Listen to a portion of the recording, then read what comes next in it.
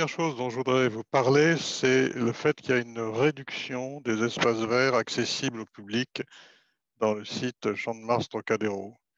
Ça paraît très bizarre parce que le projet est vendu au contraire comme une extension merveilleuse de la verdure, qu'il y aurait un grand parc, un grand espace vert plus grand que ceux qu'on a connus jusque-là au centre de Paris. Évidemment, ça suscite l'enthousiasme et souvent on a l'impression même que les représentants de la mairie de Paris en sont convaincus. Pendant, il faut prendre une carte et regarder où est-ce qu'il y a des espaces verts en plus et où est-ce qu'il y en a en moins, tout simplement. Et là, quand on fait ça, on déchante.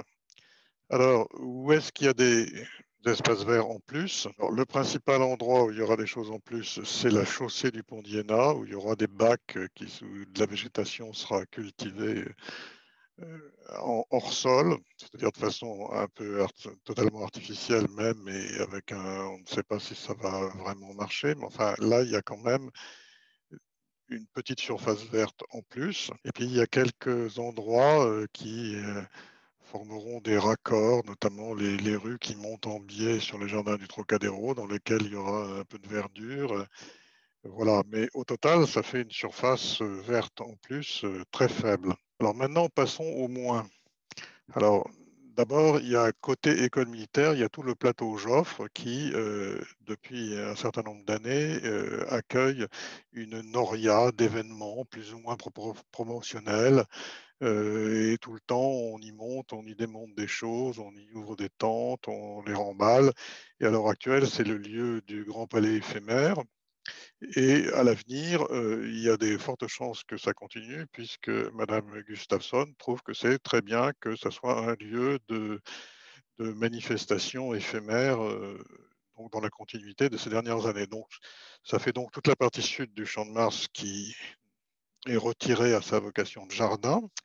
Et donc, c'est en gros un petit quart du Champ de Mars. Alors, dans la partie nord du Champ de Mars, c'est-à-dire autour de la Tour Eiffel, il y avait deux bassins anglais charmants qui dataient d'ailleurs de la construction de la Tour Eiffel, avec étangs, rocailles, et qui étaient un endroit particulièrement intime et charmant du Champ de Mars, qui sont enfermés dans l'enceinte de la Tour Eiffel, sous couvert de sécurisation du site. Mais on voit très bien que la sécurisation n'est qu'un prétexte assez difficile à croire pour cette privatisation assez bizarre et dont on ne voit vraiment pas la nécessité en termes de sécurité. À côté de ces deux jardins confisqués et dans lesquels il y a en permanence un bazar considérable qui y est stocké, il reste un espace réduit entre donc l'enceinte de sécurité et les immeubles. Et dans cet espace, pour le moment, il y a encore un peu de végétation, bien que le sol ait été bétonné.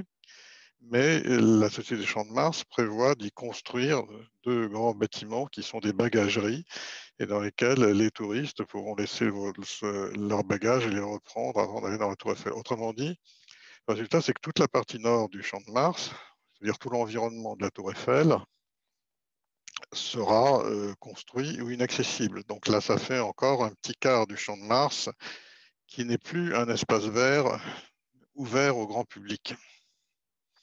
Alors, entre les deux maintenant, c'est peut-être là que la situation est la plus ubuesque. Entre les deux, tous les Parisiens ont en tête, il y a un grand tapis vert, une grande pelouse centrale dans laquelle se déploie la perspective à la française. Et cette pelouse, elle est vraiment emblématique de Paris. C'est là que beaucoup de gens viennent se pique-niquer, s'étendre sur la pelouse, regarder la Tour Eiffel, surtout dans les jours d'été. C'est vraiment un des hauts lieux de Paris. C'est vraiment un lieu très agréable auquel tout le monde tient. Et bien, pour des raisons très bizarres, cette pelouse va être réduite d'un tiers en largeur. Et en plus, au lieu qu'elle descende en douceur sur les allées, elle va être posée sur des blocs de granit qui risquent à peu près à la hauteur du genou. Et quand on sortira de la pelouse, on pourra assez facilement se casser la figure.